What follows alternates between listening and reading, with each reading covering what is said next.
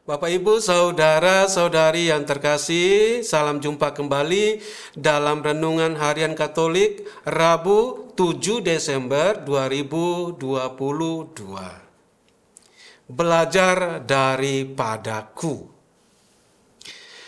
Salah satu hal penting yang sering diabaikan ketika kita mengalami sakit atau penderitaan adalah aspek belajar merasakan. Yang sering diutamakan oleh kita adalah meminta agar segera disembuhkan atau dilegahkan dari segala beban dan penderitaan. Tetapi lupa meminta agar kita boleh belajar memikul beban penderitaan dan meminta Yesus agar memberikan kekuatan agar kita mampu memikul beban itu. Belajar memikul beban merupakan proses, cara, dan kesempatan di mana seseorang berusaha merasakan dan bertahan di dalam pengalaman semacam itu. Yesus mengatakan, "Pikulah kuk yang kupasang dan belajarlah daripadaku." Mengapa Yesus meminta kita datang dan belajar padanya? Ibu, bapak, saudara, dan saudari yang terkasih, penderitaan merupakan pengalaman manusiawi, pengalaman semua manusia. Semua manusia mengalami itu. Yesus sendiri mengalami pengalaman itu, pengalaman penderitaan, pengalaman yang dialami oleh kita semua. Bahkan lebih dari sekedar beban penderitaan. Yesus mengalami pengalaman salib. Pengalaman salib itulah yang mau diajarkan kepada kita.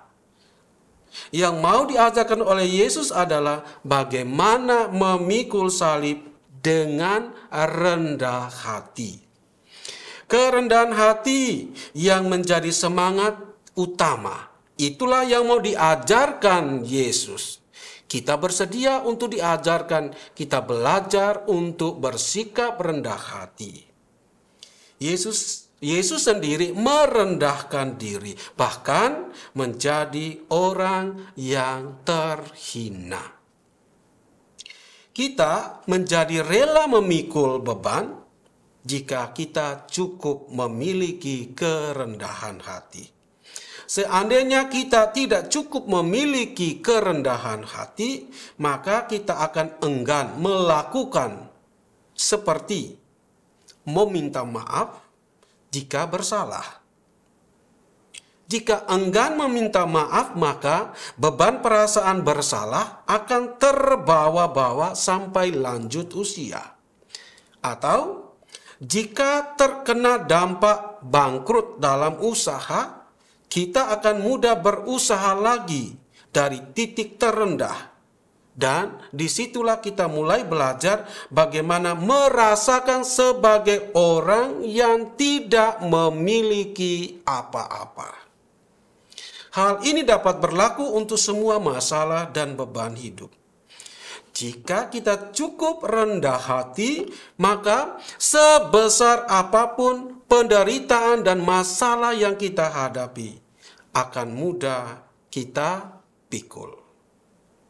Ibu, bapak, saudara, dan saudari yang terkasih, penderitaan selalu berdampak baik bagi pertumbuhan iman. Berdampak baik bagi pertumbuhan iman. Yesus meminta kita untuk datang kepadanya. Yesus menjanjikan kelegaan kepada kita. Sesungguhnya dengan datang kepada Yesus, beban kita akan turut dipikul oleh Yesus. Dan kita diberi kekuatan baru untuk mampu menerima dan menanggung penderitaan itu. Kita karena itu diminta untuk bekerja sama dengan Yesus. Datang dan belajar padanya. Datang sesungguhnya merupakan perwujudan iman.